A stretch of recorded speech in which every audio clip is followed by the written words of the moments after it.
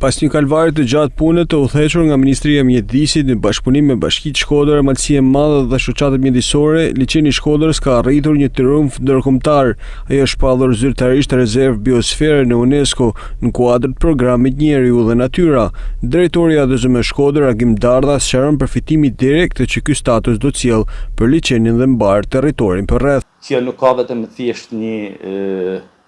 shpërndarje në arenën kombëtare, por ka disa përfitime, të cilat janë kryesisht mbrojtja e famës dhe natyrës, që është primarja, është mundësi financimit nga projektet e huaja, e cila pra ky status do të thotë që hap rrugën për fonde ndërkombëtare,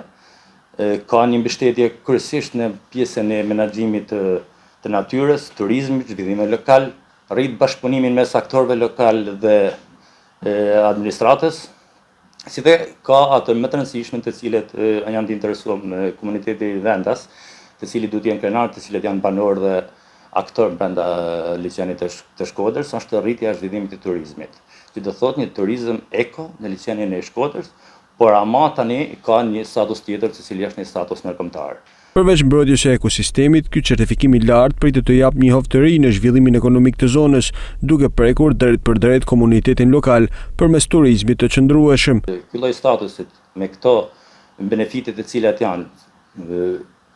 krijohet më shumë vende punët, promovohet më shumë si destinacion i rëndësishëm natyror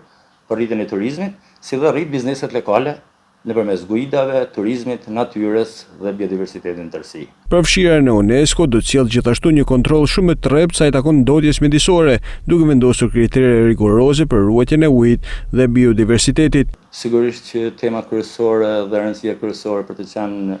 pjesë e këtij sitit ndërkombëtar është mbrojtja më e fortë e natyrës, pra do të thotë e faunës dhe florës. Dhe privilegji tjetër që mund të përfitojmë liçeni i Shkodrës është se të gjitha këto problematika, të cilat ne i kemi cekur në vazhdimsi, siç janë derdha e ujërat e zeza, peshkimi i paligjshëm, ndoshta ndërtimet pa leje dhe shumë fenomene të tjera, do të kenë një frenim. Ky status i ri hap dyert edhe për një bashkëpunim më të ngushtë ndërkufitar me Malin e Zi, si dhe rrit mundësitë për thithjen e fondeve dhe granteve të rëndësishme ndërkombëtare për mbrojtjen e kësaj pasurie të përbashkët.